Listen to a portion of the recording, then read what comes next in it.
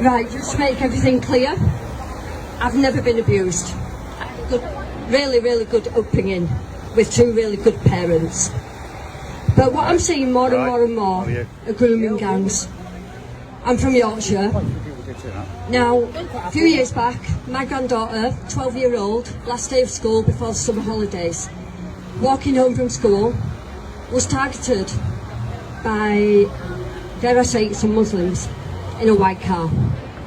She actually told me that I'd saved her because I was the only one who told her what to do to protect herself if ever she was followed, because I had concerns with her living in Dewsbury, because Dewsbury is a predominantly Muslim area, and in her school it's kind of half and half. So, and I was right to be concerned, because she said she ran to the first house that she saw, which is what I told her to do, and she knocked on that door till a lady answered. I said to her, well, what did the car do? She said, it waited until someone answered the door. Now, I think everybody should be educating their children on what to do if anything like that happens to them.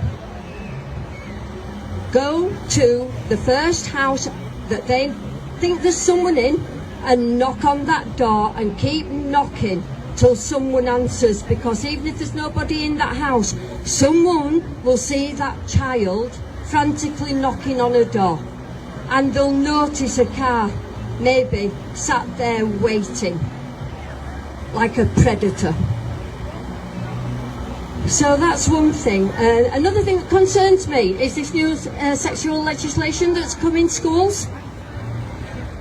If you've been following the PCP in Wales, yeah, well, I'm absolutely behind those people. I hope they win, because if they win, then we've got hope in England and Scotland and Ireland, because they brought it in through the back door. They are teaching, or they're going to be teaching, children as young as 3 how to masturbate. Now, it's about time parents educated themselves. Grandparents educate the kids. I was just talking to some people who have the rainbow flag, and I said, at what age do you think a child should become sexually active? The answer was, I don't know. I said, well, do you think it should be 4-year-old? They said no. I said, do you think it should be 8-year-old? They said no. I said, well, do you think it should be 12-year-old? They said no. I says, what age then? And they said, well, 16. I says, well, that's a little bit better from what a lot of people are thinking, because a lot of people that carry these rainbow flags, LGBT, think it should be a lot younger, and they think it's acceptable. And they said, oh, well, I didn't know that. I says, yeah, so I says, before you start, you know, waving your little rainbow flags and stuff, educate yourself on what it actually means. I said, I have gay friends who are against the rainbow and the LGBT. I have lesbian friends who are against the rainbow flags and the LGBT. And if it's just for the LGBT, why the heck do we have the rainbow outside all the NHS? What's the meaning behind it? I don't understand. Is it LGBT or is it NHS?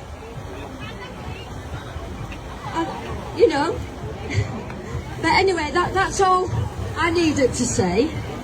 Let's protect our children.